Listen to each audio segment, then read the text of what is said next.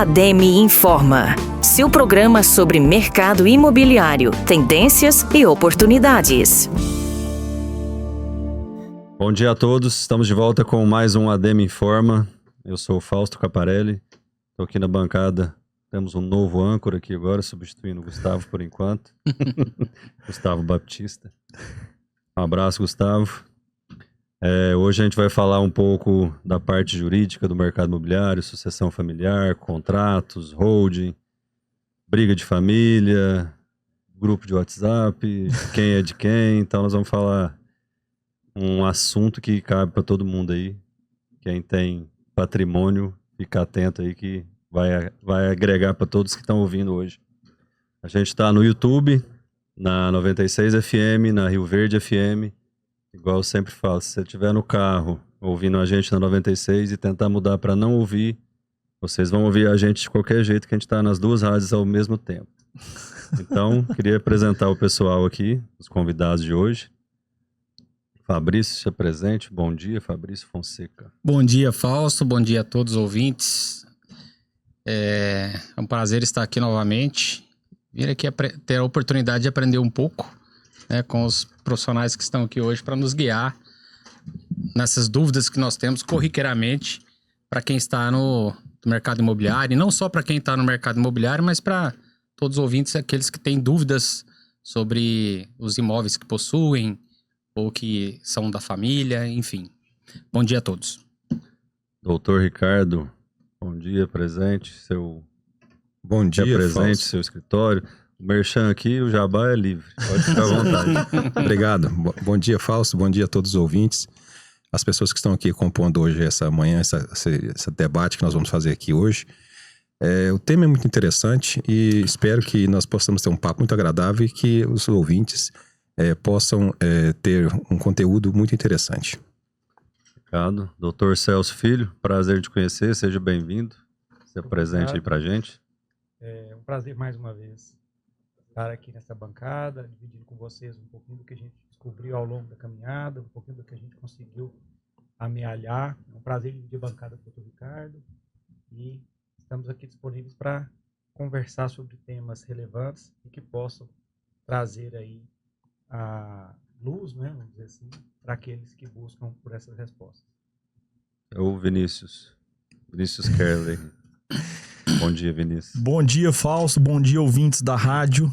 Muito obrigado por vocês estar conectado conosco. Obrigado pela presença de cada um de vocês aqui presente. Fausto, obrigado pela oportunidade de estarmos aqui mais uma vez falando do mercado imobiliário. Tem recebido vários elogios de vários amigos por esse momento oportuno de nós termos.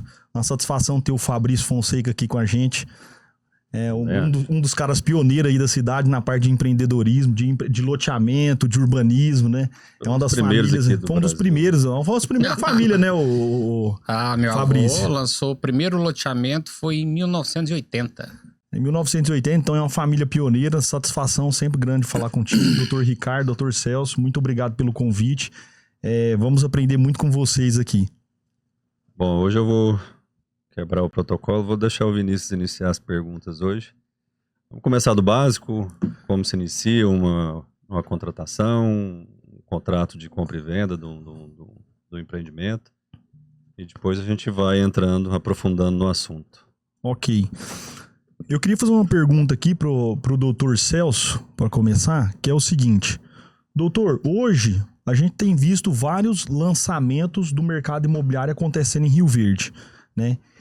O que o comprador ele tem que olhar para ter o cuidado de comprar um imóvel para não trocar, vamos dizer, gato por lebre, para não fazer uma compra errada de uma empresa que às vezes não consiga entregar aquele produto? O que são os cuidados?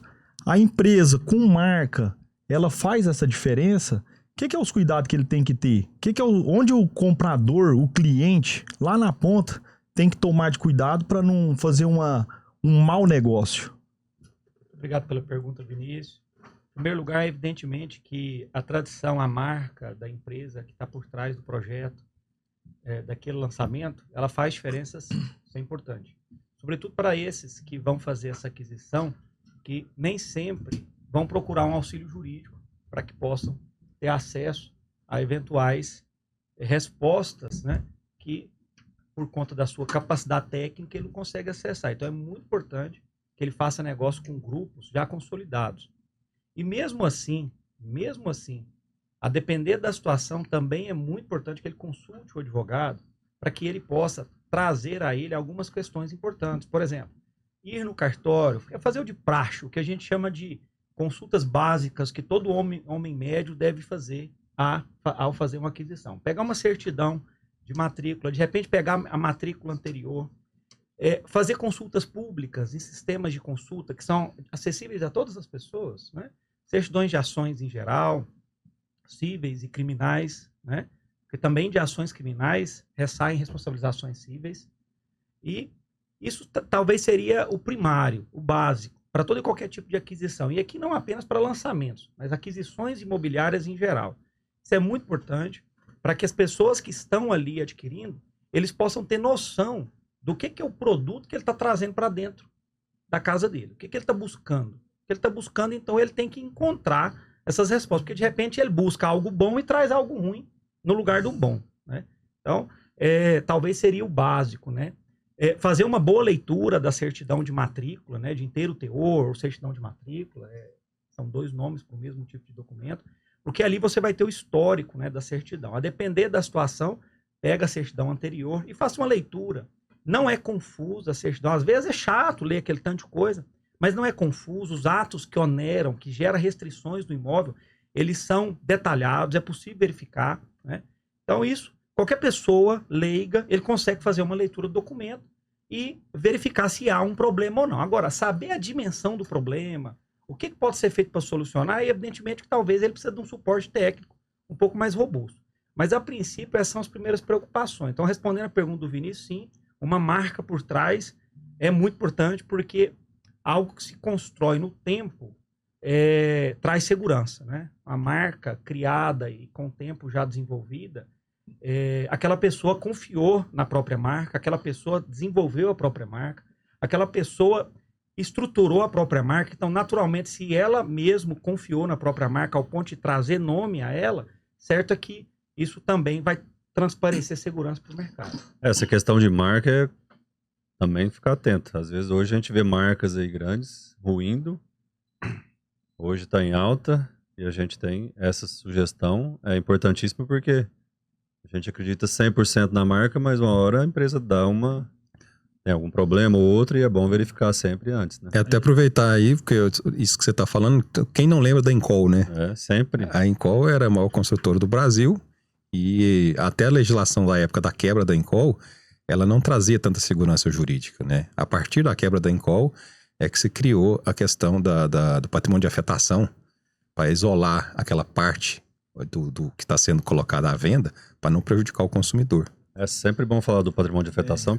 E só pegando o gancho aqui, doutor, eu tive o prazer de conhecer o doutor Pedro Paulo de Souza, que foi o dono da Encol, que quem criou a Encol. Um dia eu tive numa reunião, ele estava no andar de cima desse prédio, e a pessoa que estava na reunião comigo falou, contando o caso da Encol, falou, o dono da Encol é meu pai. Eu falei, é mesmo? Seu pai deve ter sido um homem admirável, né? Ele falou, não, meu pai está aqui no andar de cima, quer ir lá conhecer? Falei, quero. Chegou lá, ele é um senhor de fala mansa, né? Ele pegou, me apresentei a ele falou, olha, eu tenho... Na época ele tinha, acho que 80 e poucos anos. Ele falou, eu fiquei muito tempo guardando os segredos da Encol comigo e levando a fama de ter dado tombo, né? Mas aí, eu na idade que eu tô, não sou covarde, escrevi um livro. Esse livro se chama O Sequestro. Eu já li esse livro, ele me deu com a dedicatória. E você vê que, na época, né, assim, lendo o livro vocês vão entender melhor, mas na época, o que fizeram com ele foi um absurdo. É o que está no livro com provas, né? Inclusive, o Banco do Brasil, na época, vários gerentes suicidaram, porque na época o Banco do Brasil, o gerente, era um cargo, né? E aí, enfim, essa questão, ela é bacana. A gente lê só superficial, né? É. Não aprofunda, igual o doutor comentou. Então, lembrar, a marca tá aí, mas tem que verificar, independente do que tá sendo mostrado. Doutor Ricardo, aproveitando esse gancho, eu acho que o senhor poderia responder as duas perguntas, então, que é a seguinte. O que o cliente tem que olhar na hora de que vai comprar um imóvel? O que ele tem que olhar? Se ele tem que olhar algum documento, como é que funciona. E depois o senhor poderia também abrangir, porque eu acho que a maioria das pessoas ouvintes, às vezes não tem conhecimento do que é um patrimônio de afetação. E o que a Incol trouxe de experiência e segurança jurídica que o senhor comentou aqui para nós. Então vamos lá.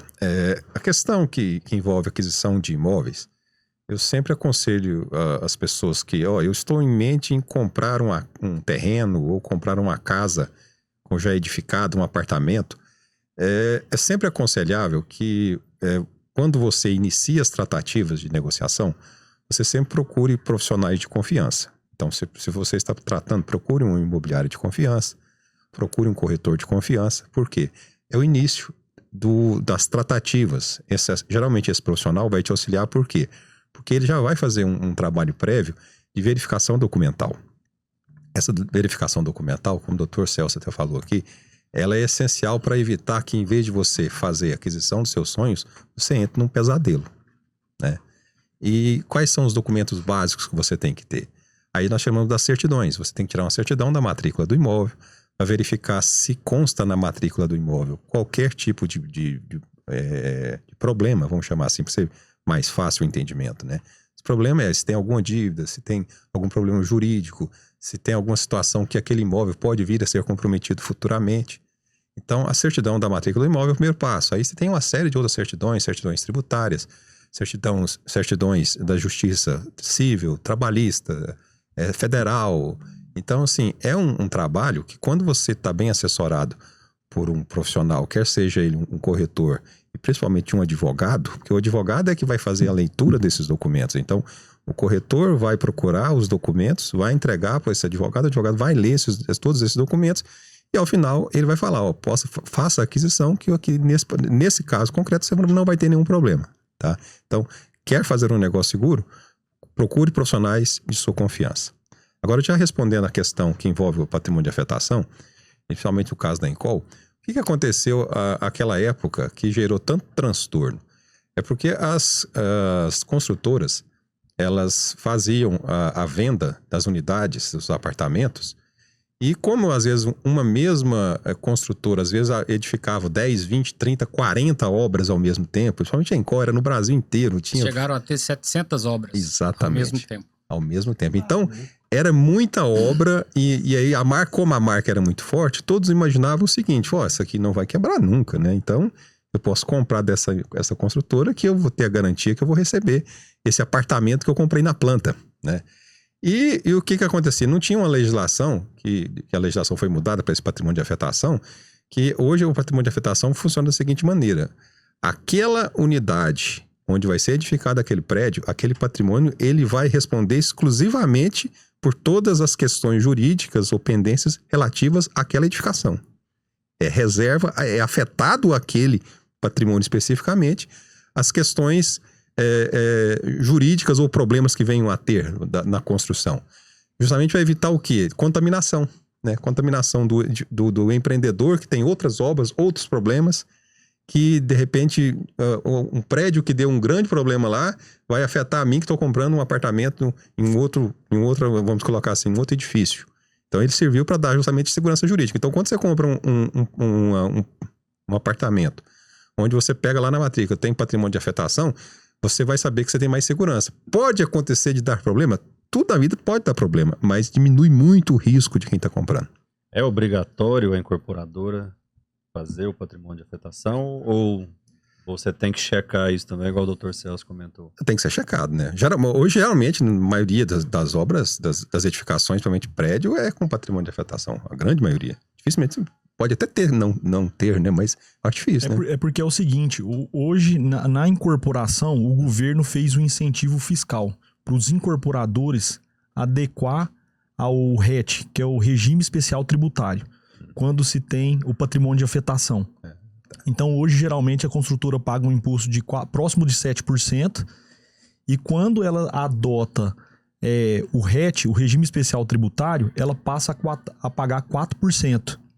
Mas, em contrapartida, para dar mais segurança pro cliente, ou pro mutuário, assim dizendo, o governo dá um benefício fiscal. Então, passa-se a pagar 4% de imposto. Então, é um benefício.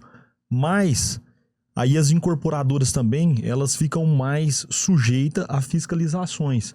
Por exemplo, não pode fazer retirada de distribuição para os sócios e etc. Justamente para aquele recurso financeiro ficar 100% dentro da SPE. Não ter o perigo, né, de fazer manobras e jogar esse recurso para outros empreendimentos, para outras finalidades que não é finalizar a obra objeto fim. Então, esse mecanismo, o governo entendendo isso, falou assim, cara, eu vou dar um benefício para os empreendedores aí, fiscal, para eles adequarem. Então, aí a maioria, de fato, a grande maioria grande parte vai, né? Mas é forma. o que vocês dois falaram. Tem que olhar na matrícula, né? Não tem jeito. Essas manobras favorece até o investidor, não só o comprador. O cara que quer investir naquela obra também. Ele fica seguro, o terreneiro também, tudo Sim. mais. Né? Como se diz no grosso modo, o dinheiro não se comunica, né, de uma obra com outra. Exatamente. Então você fica um pouco mais resguardado em relação ao que você está adquirindo, ao produto que você está adquirindo. A gente sabe que ninguém faz isso. Às vezes ninguém faz isso assim. Deveria fazer, né? E só para tirar uma dúvida, é uma coisa simples você ir no cartório, descobrir sobre aquela empresa, Boa. sobre a área daquele terreneiro, como que é simples, é complicado, é custoso? Não é difícil, não é difícil. É importante que você tenha, pelo menos, notícias do nome ou CNPJ da empresa responsável pelo empreendimento. Porque com essa primeira informação, você consegue fazer pedido de busca de ativos imobiliários em qualquer cartório de registro de imóveis. Para ficar claro, a base, pelo menos aqui em Goiás, a base que define qual cartório é o titular daquelas informações, daqueles registros públicos, é a circunscrição municipal, é o município. Então, quer dizer, em Rio Verde, nós temos um registro de imóvel que a gente tem apenas um. Você vai lá, lá no registro de imóveis, lá no Xavier, que é o único registro de imóveis de Rio Verde, vai dizer, olha, a empresa XYZ, qual que é os ativos imobiliários que ela tem, né? Se for uma SPE, por exemplo, é muito fácil de localizar, porque a SPE é uma empresa aberta com uma finalidade de um empreendimento específico. Então, é muito fácil de identificar. Você faz o pedido, uma consulta pública, tá? O cartório talvez tenha ela pronta para emitir na hora, você paga por ela, você tem acesso a todas as informações. É o que a gente chama de informações de raiz do imóvel, né? Que é a certidão de matrícula.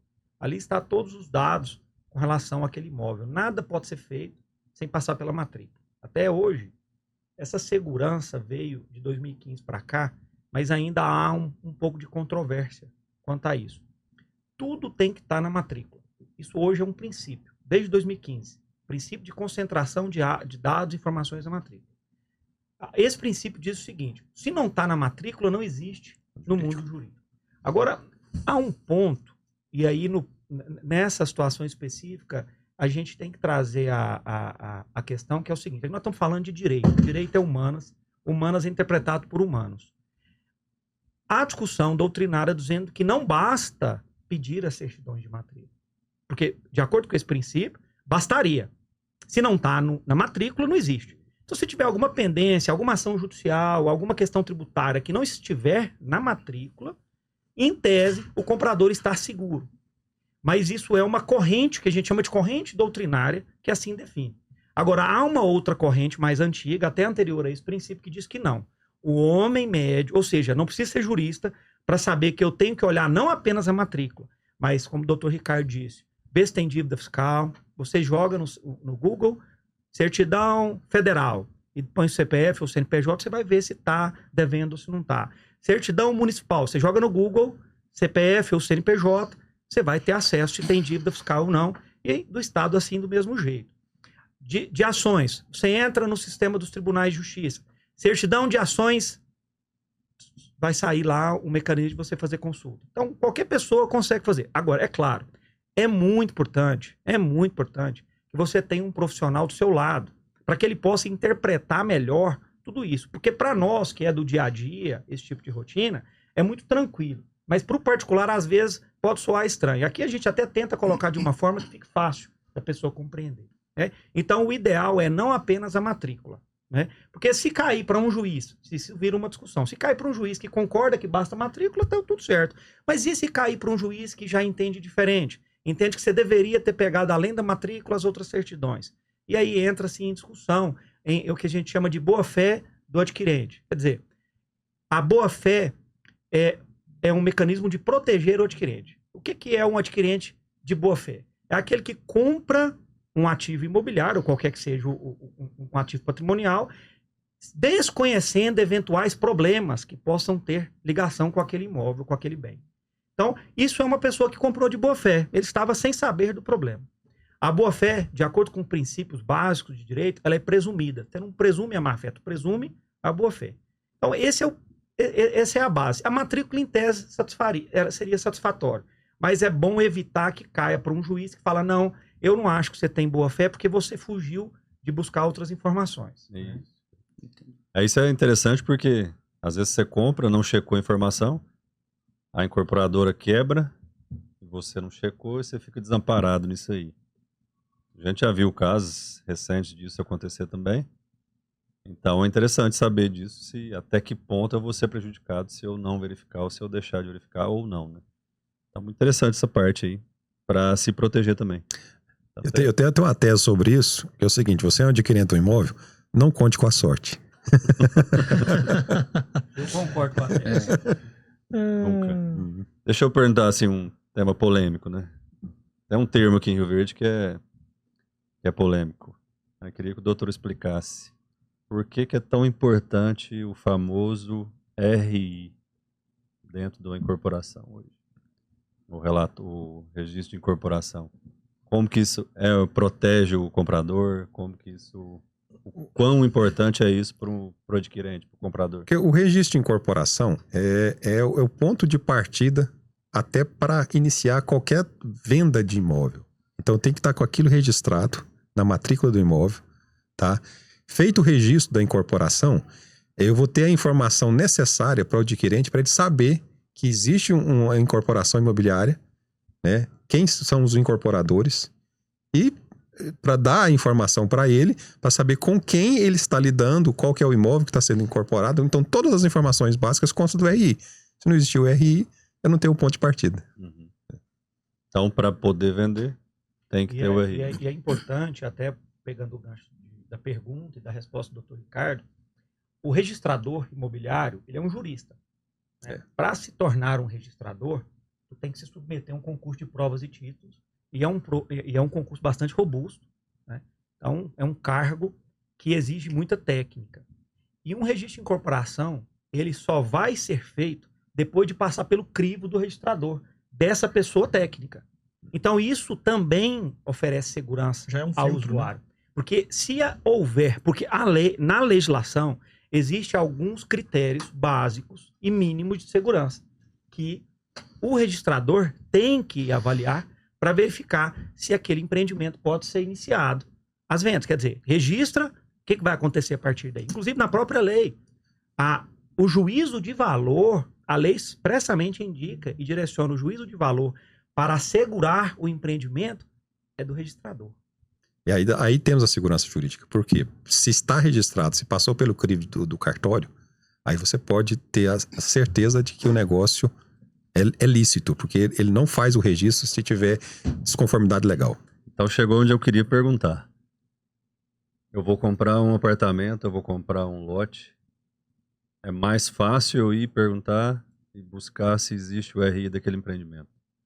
Porque o RI já me diz que o terreneiro não tem hipoteca na área dele, a incorporadora tem condição. Então o RI seria um... Projeto foi aprovado. Filtro disso tudo. Né, seria o filtro total. Exatamente. Se tem o RI, subentende que dali para trás está tudo ok. É isso? Mais ou menos isso mesmo. É isso aí. Só para o pessoal que vai comprar ficar tranquilo. Doutor, eu tenho uma dúvida. Acho que os dois podem me ajudar nisso aí. Quando você vai adquirir uma área, agora eu estou passando um pouco para a área rural, tá? A gente tem o costume de pedir a certidão vintenária, né? Mas eu sei de um caso, do qual eu já fazia parte desse caso, que nós compramos uma reserva extrapropriedade, tiramos a certidão vintenária, tudo certinho. Era um pedaço bem pequeno, acho que era 2 ou 3 alqueires, só para completar uma reserva. E compramos, registramos a escritura, tudo certo, passado alguns anos, o vizinho da fazenda fez antigamente o pessoal fazia a demarcação da área era por pontos, né? Por piquetes, azimutes. E depois veio o CAR e o GEO, né? O georreferenciamento. Muita propriedade aumentou de área e algumas diminuíram.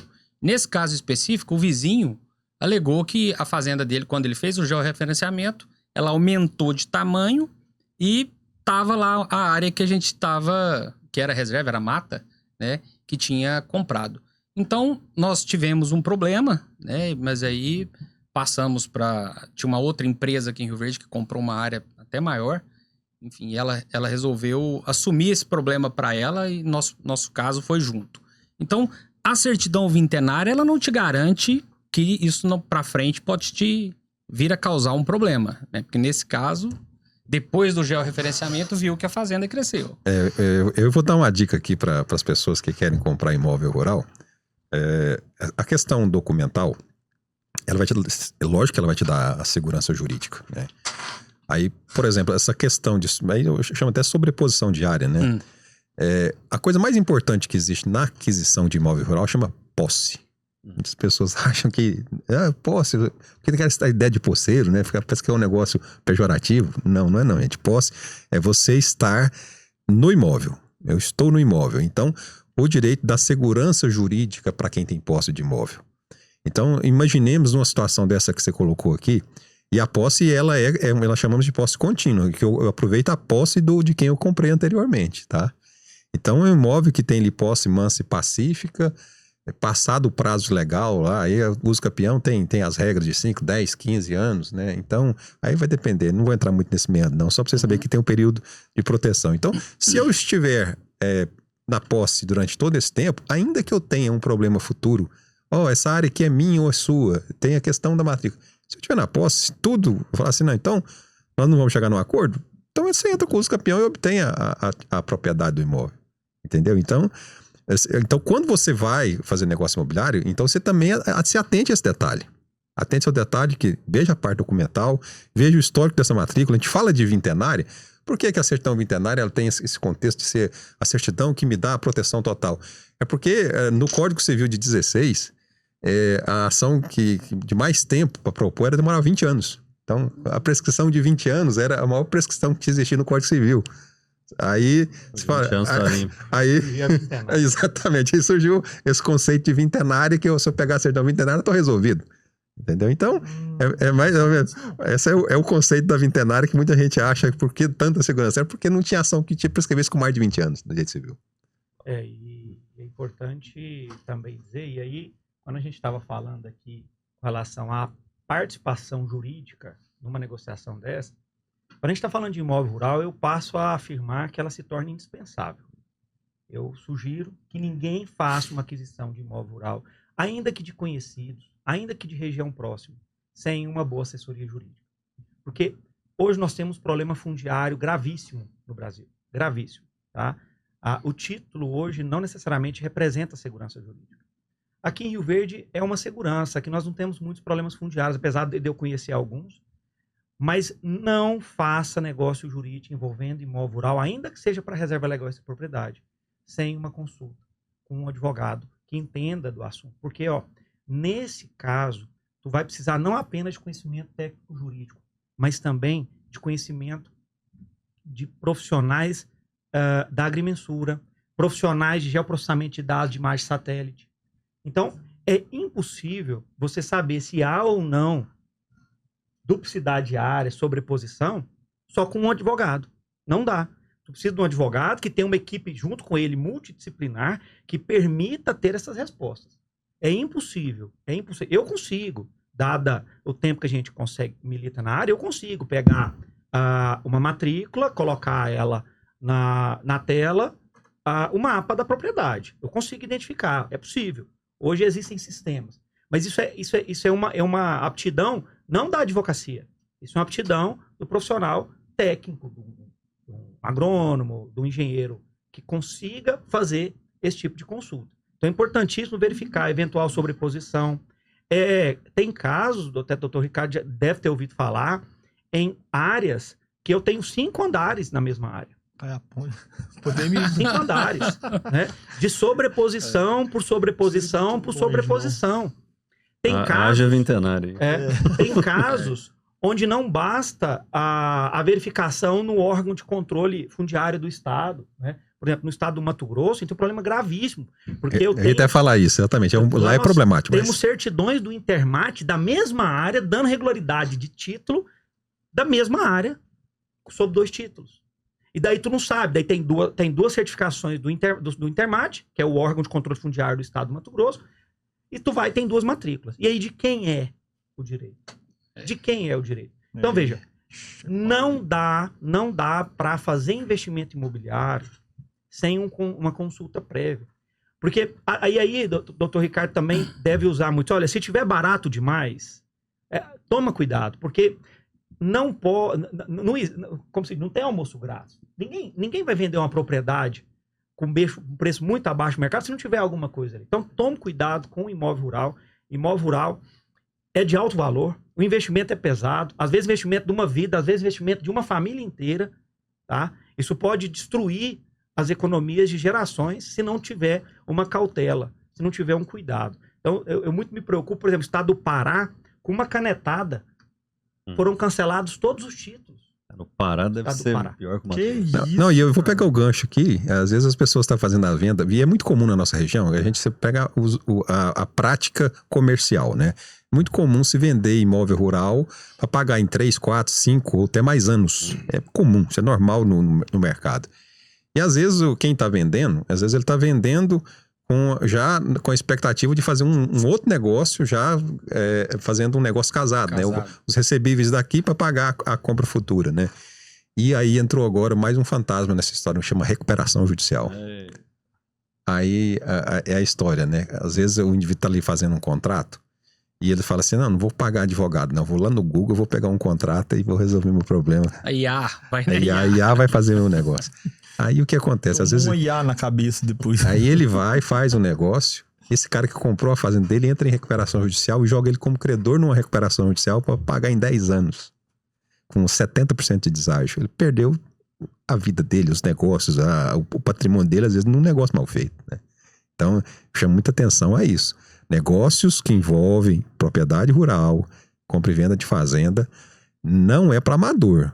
Se vocês tiverem que fazer um negócio, procurem a assessoria qualificada. Doutor, agora eu fiz uma dúvida em que se eu faço uma compra de uma gleba rural com escritura de compra e venda com cláusula resolutiva, ela me protege de uma recuperação judicial? Geralmente é o seguinte, quando a gente faz o contrato de compra e venda, já prevendo esse cenário, porque quando não tinha essa recuperação judicial, aí a gente não tomava... Porque a recuperação judicial, quando ela foi concebida na Lei 11.101, que é Lei de Falências e Recuperação Judicial, ela foi concebida para empresário, para empresa. Ela não foi concebida para produtor rural. Com o avanço da jurisprudência, o STJ veio e falou, não, se aplica também ao produtor rural. E passou os mesmos institutos jurídicos de proteção do empresário, passou-se também ao produtor rural. Que são grandes empresas hoje. Né? Exatamente. Escritórios rurais. E aí, o que aconteceu nesse cenário que nós estamos colocando aí? Então, como o Instituto da Recuperação Judicial nos negócios de compra e venda de fazenda não era um cenário que você via aqui usualmente, geralmente os contratos de compra e venda não previam a cláusula resolutória expressa de que se houvesse a recuperação judicial, o negócio, vamos chamar assim no português simples, o negócio estava desfeito, né?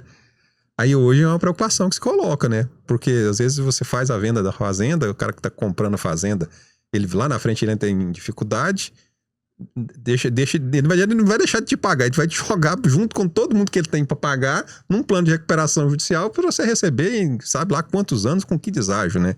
Então é importante que essa cláusula resolutória expressa ou esteja na escritura ou no contrato de compra e venda. Essa cláusula é protetora? Essa cláusula é protetora. Sobretudo se ela estiver no registro público, ela é protetora. Uhum. E aí, até pensando sobre a ótica do devedor em recuperação judicial, quando ele vai perfilhar lá os credores e os créditos, ele vai colocar na primeira fileira aqueles que tiveram bons advogados, aqueles que tiveram bons documentos, né? Então, se tiver lá, não, esse caso, eu passei por um caso exatamente como esses dias, E aí tínhamos lá uma escritura pública de compra e venda com cláusula resolutiva.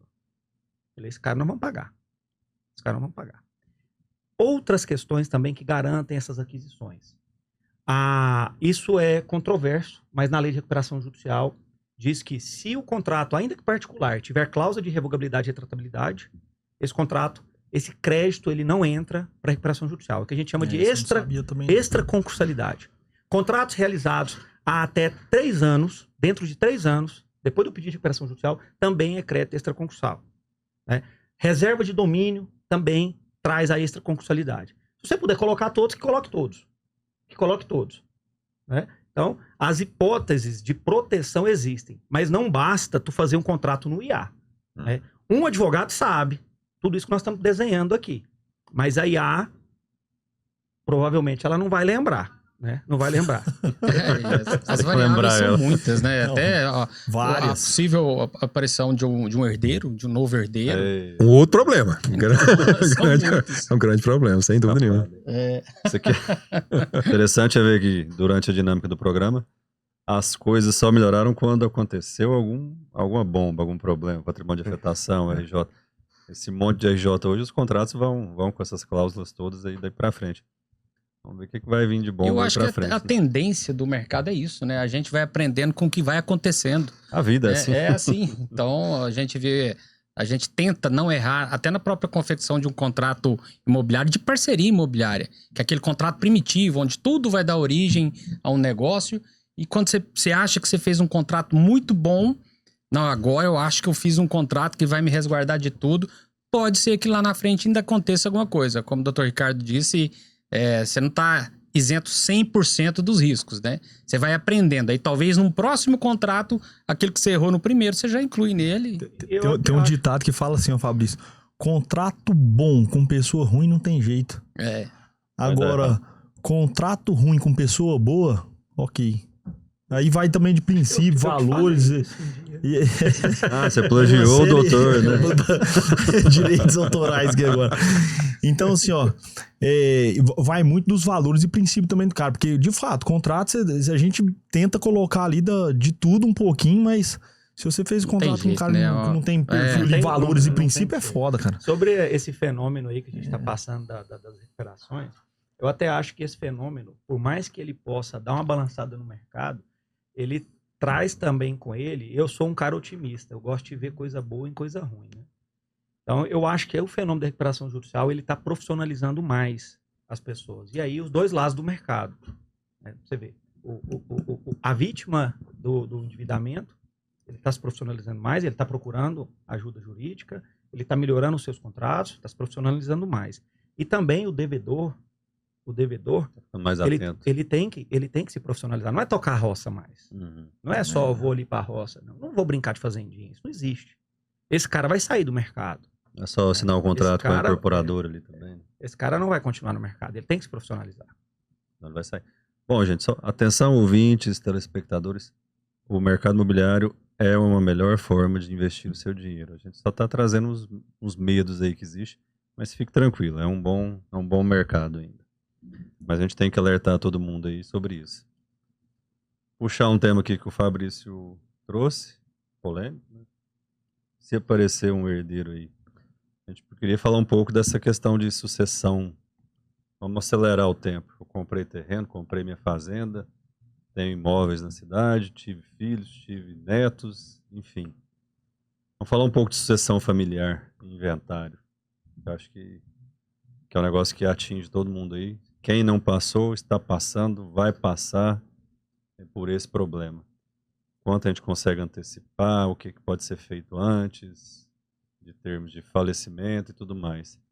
Até pegando o gancho aqui, Fausto, antes algumas famílias faziam a doação do que tinha em vida para não deixar entrar em inventário. Né? Naquele pensamento, eu não vou deixar o governo morder 27%? Que ele... 8%. 8%? 28%? Não, 8%. Ah, 8%. Pode tirar esse 8%. Enfim, aí fazia, na época, eu me lembro até, eu participei da minha família, eu me lembro que era 4%, depois passou para 8%, não é isso? É uma tabela progressiva. Então, aí, hoje com a questão do inventário, né, o governo... Quer falar comigo? Não. Eu vi uma reportagem falando que, por exemplo, o governo está querendo, além de tudo que você já paga, indicar um inventariante. Não sei se é o governo ou se ele quer obrigar a ter um inventariante que não seja do núcleo familiar. Vocês sabem alguma coisa sobre isso? Não tem mudança nesse sentido, não. Não? Nesse sentido, não. Mas vamos lá, puxando o assunto aí, vamos tentar se resumir bastante essa questão. Tenho uma dúvida. Vai lá, faça a pergunta. A diferença de uma sucessão familiar? Existe diferença? Sucessão familiar e inventário é a mesma coisa? É uma coisa tá dentro da outra? Eu vou tentar explicar. As pessoas que nos ouvem, quando fala de sucessão, o inventário é uma forma de sucessão familiar. Você está transferindo para os seus sucessores o patrimônio de quem faleceu.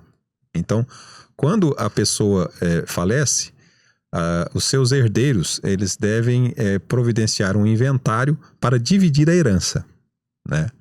Aí tem o direito civil, traz lá a questão do cônjuge, do companheiro, dos filhos, né? Quem herda, quem não herda.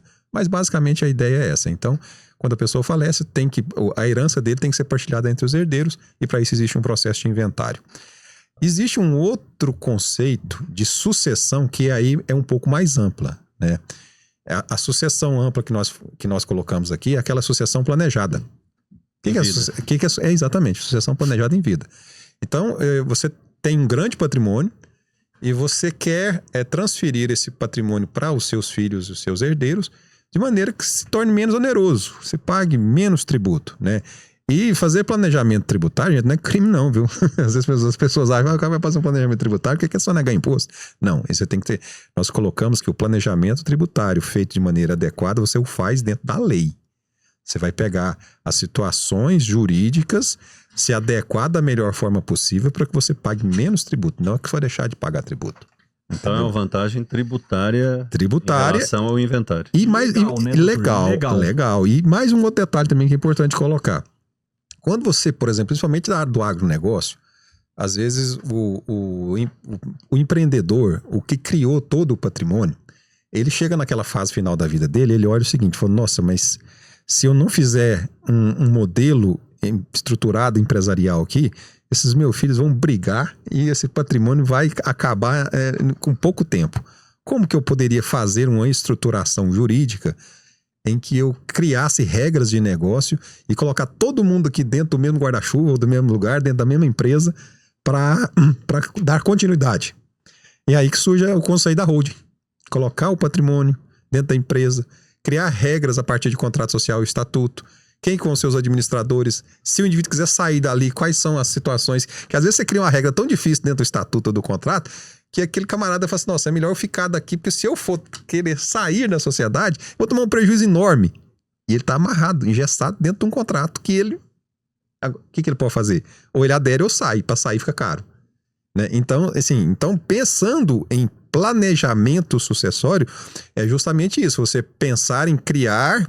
Nós chamamos de holding, pode ser sociedade agropecuária, criar uma empresa, esse patrimônio vai para dentro dessa empresa. E dali você vai criando regras de negócios para manter a continuidade daquilo que a pessoa lá na frente, quando ela falecer, criou durante a vida todinha e que haja perpetração dos negócios familiares. Doutor, esse é o foco da holding. E para integrar o patrimônio na holding, existe tributo? Essa é uma discussão que nós temos agora recente, né? Que é a questão do ITBI. Do ITBI na integralização. Os municípios estão querendo receber. Existe uma discussão jurídica lá no Supremo Tribunal Federal. Vou colocar de maneira bem prática, ainda nós não temos uma pacificação. Inclusive tem alguns municípios que não estão cobrando e tem municípios que cobram esse ITBI. Então, acho que aqui foi para a Câmara. Aqui foi para a Câmara e foi aprovado e voltou. Não foi e voltou. Ela foi aprovada, mas ainda assim nós temos, inclusive agora recente, iniciou-se um novo julgamento de repercussão geral que está com 2 votos já a favor dos contribuintes e o ministro Gilmar Mendes pediu vista para verificar essa questão. Mas em termos, nós não temos uma definição legal se esse TBI é ou não devido nas incorporações. provavelmente até o final do ano que vem essa questão esteja definitivamente resolvida. No ponto, eu acho que nem era um assunto digno de dúvida, na minha percepção, porque a Constituição Federal é clara e a resposta seria não. Tá? E aqui é uma hipótese de imunidade tributária. Quer dizer, você vai transmitir, haverá, Então não faz sentido. mas não é chamado de ato tributário, é imunizado. Né? Então, não é nem o verbo transmitir. Eu estou integralizando. Eu, PJ, estou recebendo de mim mesmo, PF, um ativo imobiliário. Isso daí sempre foi imune. E aí teve uma confusão lá no Supremo Tribunal Federal. Tema 796. Em que o Alexandre de Moraes fez, na minha percepção, um julgamento correto. O julgamento, eu concordo com o julgamento. Eu também. Eu concordo. Eu só não concordo com o resumo do julgamento. Com a interpretação do resumo. Porque o resumo, as palavras usadas no resuminho, que é só o que todo mundo lê, A ementa. ninguém abre o voto para ler o voto, mas todo mundo lê só a ementa, ele deu a falsa percepção que os municípios têm o poder de cobrar. Reavaliar os E imóveis. aí, Essa só é a pra minha que- pergunta. E onde é que nasce o tributo? Os municípios brincam de imunidade. Eles falam o seguinte, ó, essa fazenda entrou no imposto de renda do grupo aí por 2 milhões de reais. Só que eu acho que ela vale 10 milhões de reais. Se eu acho que ela vale 10, eu vou tributar 8. Então ele vai te dar a imunidade de 2, aí ele, tô cumprindo a Constituição Federal. Mas ninguém tá vendendo, não tá circulando dinheiro, não tem transmissão para exação fiscal. Então essa situação é uma situação absurda, né? Eu chamo isso de farra das prefeituras, no ponto, né? Porque eles estão usando essa ementa especificamente para tributar onde não tem tributo. É imune. Não há dúvida nenhuma. Não há dúvida. Eu também não tenho dúvida nenhuma. É imune. É imune. O Brasil tá na onda de Entendimento, tributar, né? De tributar. brecha, entendimento. Isso é entendimento total, né? Assim, só que é entendimento, eu chamo de entendimento torto, porque né, o Supremo Tribunal Federal, quando tratou o tema 796, eu falo porque eu lido com isso todo santo dia, e eu tive, para você defender juridicamente, você tem que ler o voto do ministro que deu aso ao tema 796. As prefeituras passaram por oportunismo a querer cobrar tributo sobre isso. O nome é esse. Não é questão de interpretação, não. É oportunismo puro e simples. Querendo importante. gerar receita tributária para ela. E como que o contribuinte se protege disso? Junto com a OAB? Aí se ele for cobrado, ele tem que entrar na justiça. Ah, tá, individualmente. Individualmente. E aí o grande problema é que a justiça acaba não estudando o direito tributário como deveria e dá votos. Ah, mas você já não vai pagar ganho de capital, tem que pagar o ITBI. Sim, são institutos tributários absolutamente distintos. Um é federal, o outro é municipal, enfim. E é uma confusão, né? Isso tem que ser dito. Aí eu vou até por experiência prática. Eu estive agora recentemente em duas. Coloquei o Tribunal de Justiça é composto de várias câmaras cíveis que se julga matéria tributária.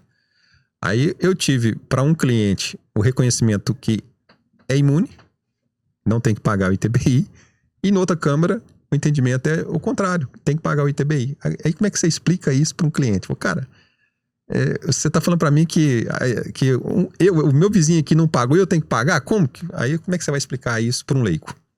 Mas, infelizmente, o direito brasileiro tem dessas. Né? Tem dessas. Doutor, aproveitando o gancho que você falou do planejamento de sucessão e etc., de holdings, o senhor tem experiência em ter feito uma holding, os patriarcas não estar mais no meio e o negócio ter fluído? O que é os principais conflitos que se tem, que o advogado acaba entrando também ali no circuito, que ele tem que fazer o papel de psicólogo, psiquiatra um pouquinho. Como é que é o que mais tem de conflito? Eu vou falar um ditado popular aí, que é popular e certo, né? Onde tem dinheiro, tem confusão. Então Tem muito dinheiro, onde tem muito dinheiro, tem mais confusão. Então, E quando não tem, também tem. eu já vi inventário de quase nada, as pessoas brigarem por quase nada. Então, assim, por isso que eu falo, onde tem dinheiro, pouco ou muito tem confusão, né?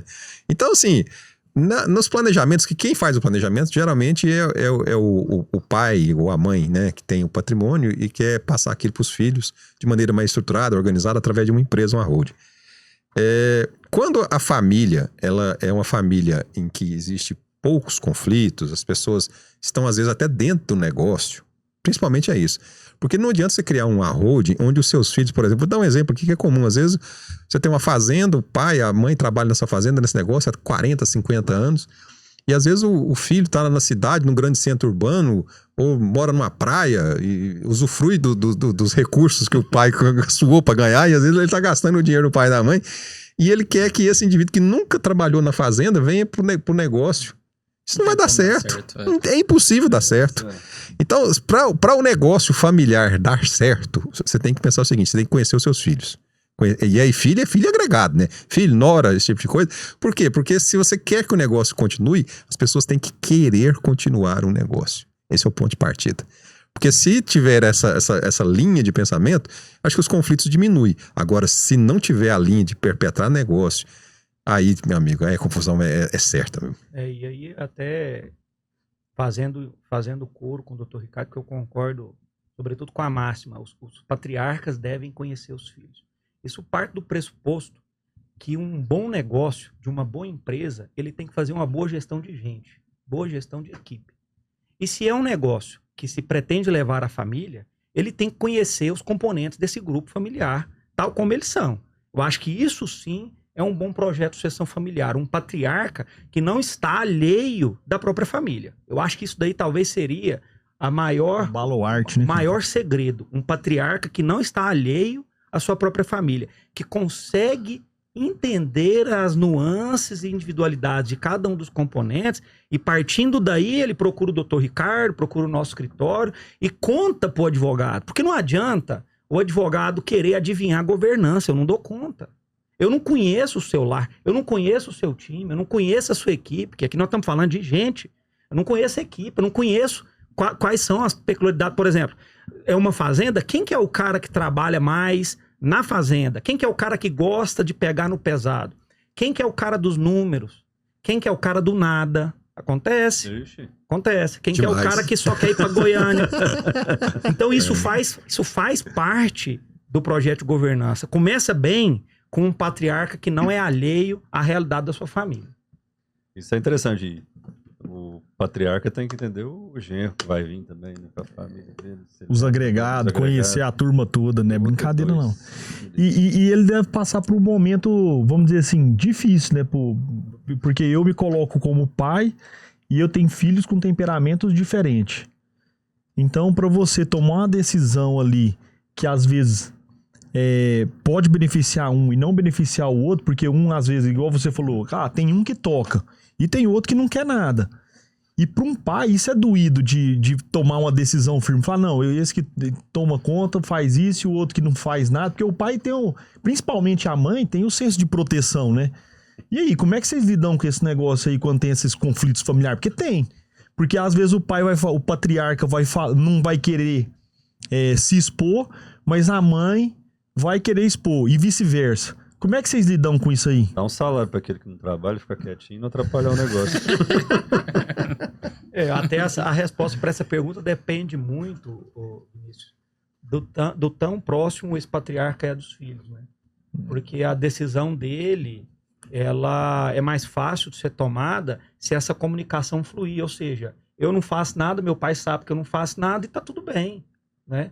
Mas nós lidamos com isso. Agora, precisa saber qual que é o nível de tolerância entre eles, porque assim, o pai às vezes está produzindo, está gerando riqueza, mas ele está alheio aos problemas familiares, à realidade de cada um deles. De repente, esse componente familiar, ele pode não fazer sentido para ele aquele tipo de negócio familiar, aquele tipo de estrutura que foi feita. Então assim, eu acho assim, eu volto bem naquela, eu te respondo de novo, né, com a sua pergunta, com a mesma resposta. O grau de alinhamento desse patriarca com os componentes do grupo familiar, porque eu acho que eu consigo ver qualidade até no cara que quer ficar só em Goiânia, tomando uma. Então, eu acho que é por aí. Não, e eu tenho que concordar 100%. Porque às vezes você fala assim, mas por que o cara que tá lá em Goiânia? Sabe por quê? Porque não é todas as pessoas que têm aptidão para negócio. Ele atrapalha o negócio. Atrapalha o negócio. Então, se você tem lá, por exemplo, você tem 3 filhos, um é muito bom em negócio, e aí você tem que trazer ele para dentro da empresa desde cedo, pôr ele ralar junto com você, porque ele vai conhecer todas as dores do negócio e vai fazer o negócio continuar, às vezes até melhorar. Às vezes o sucessor é melhor que o próprio pai. E tem um filho ou filha, né? Não tô generalizando aqui não, que ele não tem aptidão para negócio. E às vezes você colocar um negócio na mão dele, ele vai conseguir, como diz o outro, falir um deserto, né? Assim, ele vai conseguir, não tem nada, ele vai conseguir não dar continuidade, não dar lucro, explorando mina de ouro. Dá pra viver numa mina de ouro. Mas por quê? Porque não tem aptidão, isso é normal, as pessoas não são iguais. E aí, o que é melhor você pegar essa pessoa? É a história do salário. É melhor você pegar aqui, verifica quanto que seria um salário bom pra ele, dá o salário pra ele e deixa ele viver a vida dele lá em Goiânia, curtindo a vida. Isso é interessante, cada um tem que tem focar. talento, né? Tem que focar, eu acho assim. A gente vê, realmente já vi alguns casos, não sei se até quanto isso é verdade. Dessas questões de incomunicabilidade, por exemplo, um agregado entrou na família, aquele negócio, vamos criar uma hipótese. Eu tenho uma incorporadora, minha filha casou, e aquele agregado ele nunca vai fazer parte, nunca vai comunicar os bens dele da empresa. É o regime de casamento. 100% da empresa. É o regime de casamento. É casado, mas, por exemplo, com regime de separação de bens. Aí não comunica patrimônio. Com o agregado. Mas não com comunica. os filhos. E tem essa parte também que eu já vi. No caso de falecimento, obrigatoriamente 50% tem que ser distribuído, independente se não coloca em testamento ou não. Tem uma porcentagem obrigatória. É legítimo. Você não tem poder sobre metade de todos os seus ativos com relação à sua sucessão.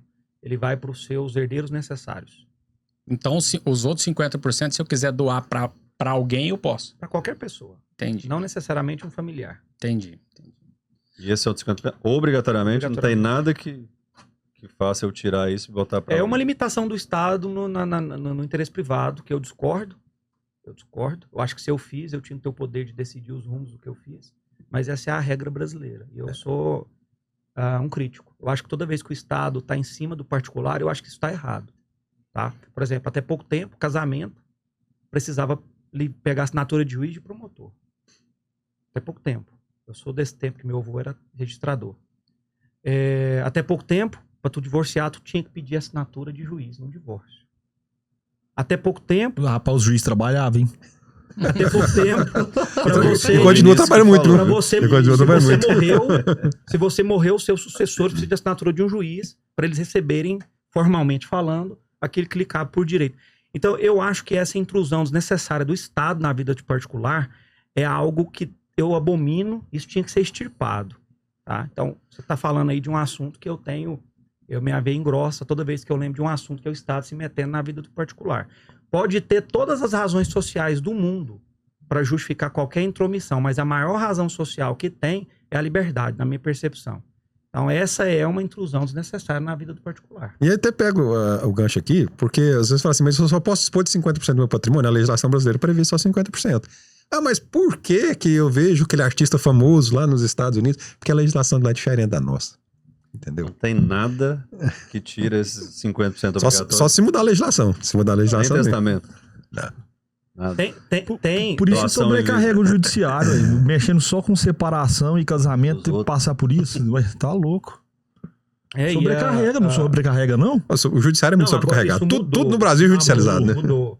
Eu tô dizendo o seguinte, que a nossa evolução, ela tá lenta, tá? Com relação a essa intrusão do Estado no particular, na vida do particular. Por exemplo, hoje, se você separou da sua esposa e tem filhos, o valor que tu vai pagar de pensão tem que pedir a opinião do Estado. Eu acho isso um grande absurdo. Pelo amor de Deus, enquanto a gente tá casado, eu e você que decidimos quanto nós vamos gastar com as crianças. Aí porque agora a gente separou, nós dois adultos, de comum acordo, porque é criança, aí eu tenho que levar o acordo pro promotor ler. O promotor cuida da vida da casa dele. Isso é a minha opinião, tá? Com todo respeito a quem pensa diferente. Mas por que enquanto estavam casados, não havia ter que pedir benção para promotor quanto que eu ia gastar na festinha de 15 anos? Agora, depois que separamos de maneira consensual, tá? Tô dizendo isso. 2 adultos maiores e capazes. O que o nome disso é para mim? Interdição. Nós somos todos interditados pelo Estado. Eu sou interditado, eu sou um sujeito titular de direitos e obrigações. Mas para algumas decisões eu tenho que pedir benção pro Estado. Por exemplo, um pai que vai se separar de uma mãe, ele tem que pedir benção para ver se concorda com o valor de pensionamento. Isso é um absurdo. Ninguém fala isso, tem que falar. Isso tinha que mudar. É um absurdo. Agora, se o casal está em conflito, aí evidentemente que a solução de conflito tem que ter um terceiro alheio. O terceiro tem que resolver, né? Agora, os dois, maiores e capazes, estão interditados Como para essa decisão. Pelo sistema. O sistema interditou esse casal. Deixa eu até perguntar, então, que surgiu agora uma ideia. Ideia não, já existe, né? A legislação de outros países é diferente. A offshore protegeria isso ou não? Não, a offshore, ela é uma empresa constituída fora do território nacional. Ela é sujeita a legislações? A legislação específica em relação às regras de constituição e patrimônio existentes lá no exterior. Entendeu? Então, se eu tenho patrimônio lá no exterior, lá no Uruguai, por exemplo, que é muito comum offshore no Uruguai, Panamá, aí as regras de constituição as regras do Estado uruguaio ou do panamenho, mas a questão patrimonial, por exemplo, eu sou brasileiro e tenho um offshore no Uruguai. Então, considerando que o meu patrimônio declarado na minha declaração de imposto de renda vai constar o patrimônio que eu tenho aqui e mais ações que eu tenho de uma empresa fora do Brasil. Ela consta na minha declaração de imposto de renda. Tá? Eu tenho lá 100 milhões de reais nessa offshore. Na hora de fazer o inventário, o que eu vou estar inventariando? As ações que eu tenho. Entendeu? Volta pra cá. Não, as ações. Aí, por exemplo, eu posso transferir essas ações no inventário pro meu filho. Meu filho vai ficar 100% dono das ações de uma empresa lá no Uruguai. Mas as regras patrimoniais do Uruguai continuam prevalecendo. Eu só continuo sendo dono das ações daquela empresa. Entendi. A gente não manda na nossa vida, não. Doutor, nós estávamos conversando aqui fora do programa. Não é aquele assunto, não. Não. É outro assunto. O STJ, voltando à questão da herança, do inventário, né? O STJ, me parece que essa semana, o senhor me corrija se eu estiver errado, entendeu que o herdeiro com posse de um imóvel, passado um determinado tempo, ele pode requerer aquele imóvel para ele em detrimento aos irmãos? Existe uma coisa mais ou menos assim? Vocês lembram que eu falei para você que a coisa mais importante que tem aqui é posse, né? Quando se fala de imóvel, né? Deixar claro o seguinte, o que o STJ entendeu para não ficar na cabeça da pessoa, falar assim, não, então na hora que o pai ou a mãe faleceu, eu vou para dentro do imóvel, o imóvel passa a ser meu. Não é assim. Essa regra é de que o indivíduo está dentro do imóvel e não tem oposição dos demais herdeiros. Tem que ficar muito claro, porque aí nós chamamos de posse. Quando nós chamamos de posse resistida não tem uso capião. Entendeu? Então, por exemplo, eu tô lá na posse do imóvel, eu tenho. O meu irmão está dentro de uma casa que era do meu pai. Eu, mais 2 irmãos, ouvimos aquela notícia no STJ. Como que eu vou me proteger para o meu irmão não entrar com uso capião?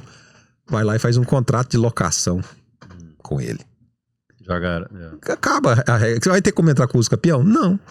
Por quê? Porque tem um contrato de locação. Tem locação, não tem uso capião. Esse povo só fica causando briga. Isso. E acontecia muito na época do meu avô ali, da gente, da pessoa deixar um funcionário morar numa certa área e aquilo virar uso capião. Posse não resistida. Entendeu? Então você está fazendo um favor e, na verdade, isso pode gerar um problema mais tarde. Não deixe ninguém em imóvel sem ter um contrato, gente. Se a pessoa ficar dentro do imóvel sem contrato, isso é posse não resistida. O contrato tem que ser registrado onde gaveta vale. O contrato não precisa de registro, necessariamente, porque o registro ele tem a função de publicidade. Para dar publicidade a terceiros para saber que existe um contrato ali. E a publicidade ajuda a evitar os não, ajuda assim, porque, por exemplo, se tem um imóvel rural, vou dar um exemplo para vocês, o que é da publicidade? Eu arrendo um imóvel rural, faço um contrato de gaveta com o dono da terra. Como é que um terceiro vai saber que eu estou arrendando o imóvel dele? Eu tenho que pegar o contrato de arrendamento e registrar a margem da matrícula. Aí, se quando o indivíduo tirar a certidão da matrícula, vocês viram a certidão de matrícula? A hora que ele tira lá, existe um contrato aqui de arrendamento rural com o Ricardo. Então, eu sei que tem um arrendatário lá na área. Pode ser de R$1, R$2, não importa. Não interessa. Só falar que tem um contrato. Existe, por exemplo, vocês querem, às vezes, eu quero fazer um contrato, eu quero deixar a pessoa morando lá, porque ela vai cuidar da casa, mas eu não vou cobrar aluguel dela. Faz um comodato. Comodato é um empréstimo gratuito. Ele vai ficar no imóvel, não vai pagar aluguel, mas também não corre risco de uso campeão. E aí, até puxando o gancho do Dr. Ricardo, o contrato não é necessariamente obrigatório, mas eu gosto de sugerir, Dr. Ricardo, pelo menos o reconhecimento de firma. Isso. Pelo seguinte, não é nem a questão da assinatura, é a data. Ah, tá. Porque quando tu reconhece firma, ali tem um selo, ali aquela data, é indiscutível que aquele documento foi feito naquela data.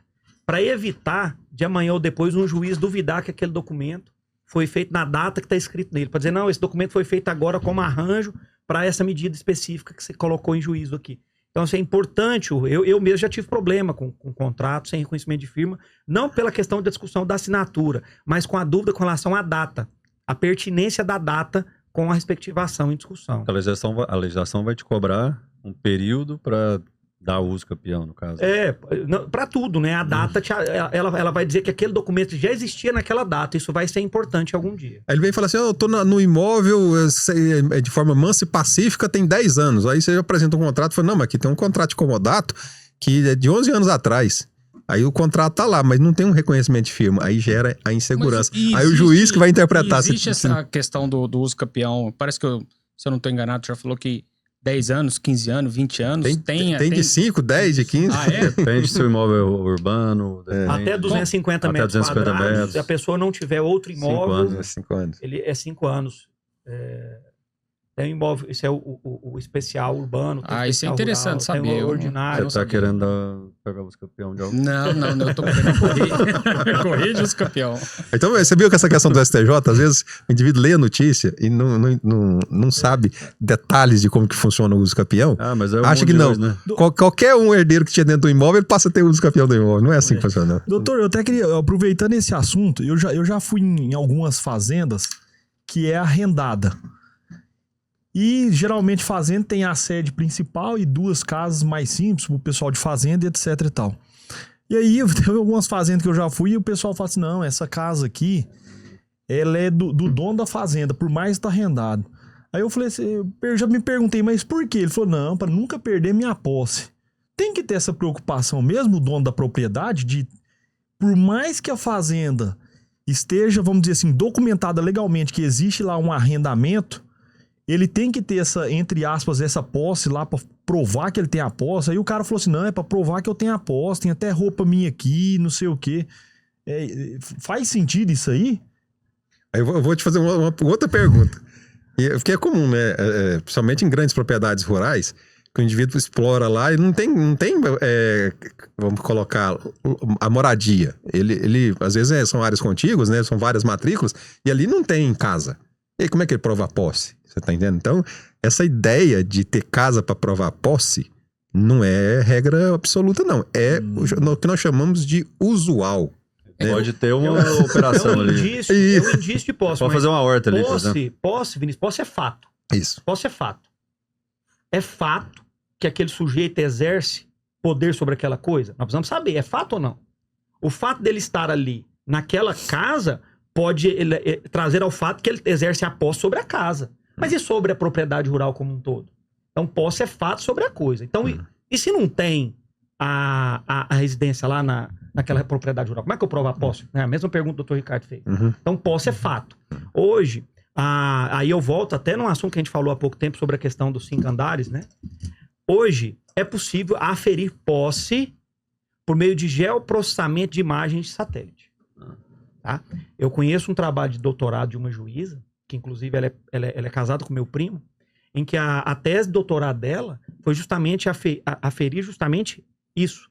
Não é possível encerrar uma possessória de maneira justa sem um tipo de perícia dessa, que é uma perícia de geoprocessamento de imagem de satélite.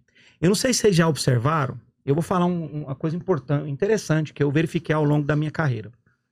Tal qual uma digital de uma mão, a exploração agrária gera marcas únicas. Uma propriedade rural, se morre o patriarca e deixa 3 herdeiros, a depender do tipo do uso dos 3, cada um vai ter uma imagem de satélite diferente do outro. Você consegue verificar, tal qual uma digital, as divisas dos 3. Uma única área vai virar 3, você vai ver pelas imagens de satélite. Isso faz parte desse trabalho técnico e científico de geoprocessamento de imagem de satélite. Porque todas as marcas humanas, elas deixam traços também humanos, igual a digital. Então você pode verificar, eu já fiz essa verificação. Se você olhar uma propriedade, você consegue identificar, ele plantou soja, ele plantou milho nas mesmas janelas, os dois vizinhos. Mas é igual o tempero da comida, é diferente as imagens que ficam quando você olha por cima a fazenda. É impressionante, é impressionante. E isso é um critério de muita segurança para aferir posse. Ótimo. Aprendi um monte de coisa aqui hoje. aprendi aula, hein? Tem que chamar os dois aqui de novo. Fui falar de um negócio, não falei nada do que eu... Só um pouquinho. Então assim foi bom, hein? Foi bom. Bom, gente, o Fabrício tá com fome, falou que tá na hora do almoço, pronto. falou sim. Culpa é minha. Já encerramos o horário aqui. Eu queria agradecer, foi muito bom hoje o bate-papo. Queria agradecer, Fabrício, volte sempre. Só para despedir da turma, fica à vontade. Muito obrigado, Fausto. Gostaria de agradecer os companheiros de bancada. Hoje foi um dia bastante enriquecedor. Muitas dúvidas que eu tinha foram sanadas hoje. Então, muito obrigado. Obrigado aos ouvintes e bom almoço a todo mundo. Doutor. Obrigado, Fausto. Hoje foi um bate-papo muito especial, muito agradável. Espero ter a oportunidade de voltar aqui para a gente continuar esse bate-papo muito agradável. Vai voltar. Doutor Celso. Prazer estar aqui batendo um papo com você sobre assuntos que a gente comenta entre nós, né, doutor Ricardo? E parece tão do dia a dia que quando a gente vem para uma mesa onde a gente tem outras áreas em discussão, né? Loteadores e tudo mais, a gente acaba enriquecendo muito. Talvez eu aprendi mais do que pude trazer de enriquecimento e eu agradeço por isso. Muito obrigado pelo convite. Doutor Vinícius. Muito obrigado a todos os ouvintes que ficaram aqui até agora nos apreciando aqui, aprendendo junto conosco. Para nós foi uma satisfação muito grande aqui aprender com cada um de vocês. Até a próxima. Obrigado, Fausto, pela oportunidade. Eu que agradeço. Bom dia a todos, bom almoço. Até o próximo ADM Informa. Nos assistam aí no YouTube da Rádio 96, da Rio Verde FM. A gente está no YouTube, é ADM RV. Muito obrigado a todos. Até o próximo programa. Bom dia.